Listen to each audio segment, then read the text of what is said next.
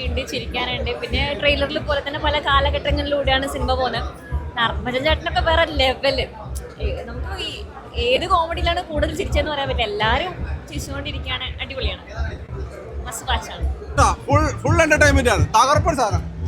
പൊളി പൊളി.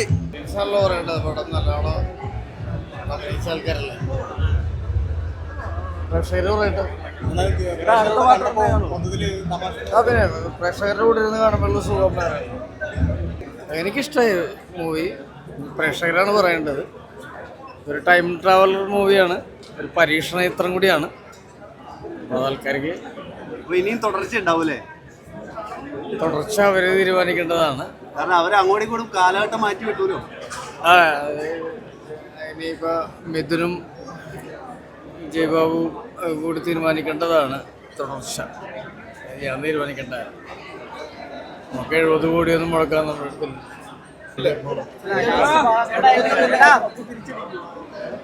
നോക്കാം, എനിക്കറിയില്ല എങ്ങനെയാണ് മിഥുനത് എഴുതിയിരിക്കണെന്ന്.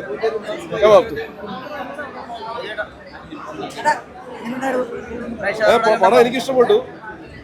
ഇനിയിപ്പോ ബാക്കി സെന്റേഴ്സിൽ നിന്നൊക്കെ ഇതിപ്പോ നമ്മുടെ ആൾക്കാരാണ് എല്ലാവരും. ബാക്കി സെന്റേഴ്സിൽ നിന്നൊക്കെ ഉള്ള റിപ്പോർട്ട് വരട്ടെ, നമുക്ക് പറയാം ഒരു ഫൈനൽ. ഇത് നന്നൊരു അനുഗ്രഹമായിട്ടാണ്. ഞാനല്ലല്ലോ, ഇതിനല്ല ഉണ്ടാക്കുന്നത്. നമ്മൾ ആ കൂടെ നിൽക്കാന്ന് മാത്രം. ഉറപ്പായിട്ടും അവർ പറയുന്നു, നമ്മൾ കൂടെ നിൽക്കുന്നു.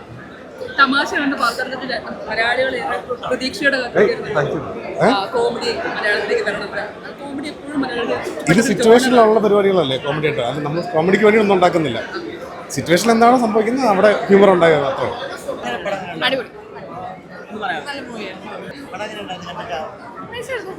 നിങ്ങൾ കണ്ടോ?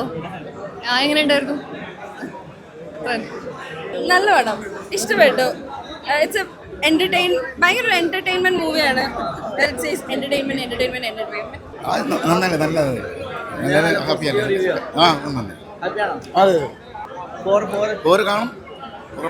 പൊളിയല്ലേ, പൊളി തകർത്തില്ലേ.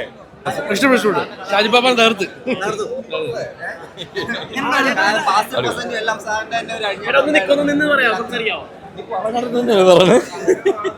ഇല്ലില്ല, പടം നല്ല ലെങ്ത് ഉണ്ട്, പെട്ടെന്ന് കഴിയില്ല.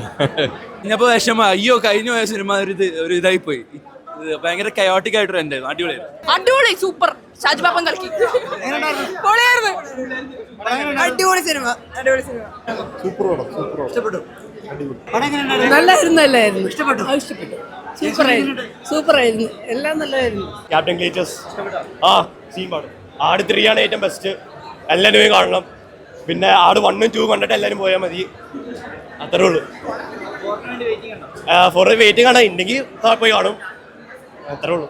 ഏറ്റവും നന്നായിട്ട് എടുത്തു വെച്ചിരിക്കുന്നത് എല്ലാവരും കാണേണ്ട ഒരു പടമാണ്.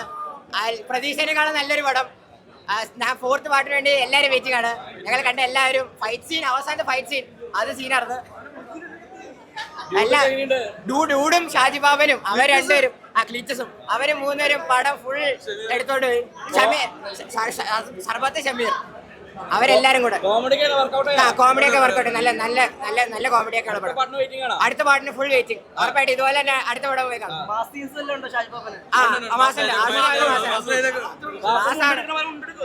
ഉണ്ടെടുക്കണം.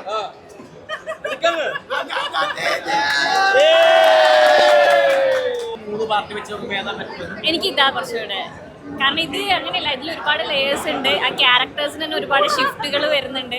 അപ്പോൾ ആ ഒരു പല കാലഘട്ടത്തിലും ഈ ക്യാരക്ടേഴ്സിനെ റെപ്രസെൻറ്റ് ചെയ്തിരിക്കുന്നത് കാണുമ്പോൾ അതും രസമുണ്ട്. പിന്നെ അതിൽ തന്നെ ചില മാറ്റങ്ങളും വന്നിട്ടുണ്ട്. ഇപ്പം ധർമ്മൻ ചേട്ടൻ്റെ കാലഘട്ടം പഴയ രീതിയിൽ കാണിച്ചത് കുറച്ചും കൂടി വയസ്സായിട്ടാണ്. പക്ഷേ പുതിയ കാലഘട്ടത്തിലേക്ക് മൊത്തം നട്ടും ബോൾട്ടൊക്കെ പോയ രീതിയിലാണ് ക്യാരക്ടർ പ്രസൻറ്റ് ചെയ്തിരിക്കുന്നത്. അപ്പോൾ ആ ക്യാരക്ടേഴ്സ് അങ്ങനെ എഴുതിയ രീതി കാര്യങ്ങളൊക്കെ ഇഷ്ടപ്പെട്ടു.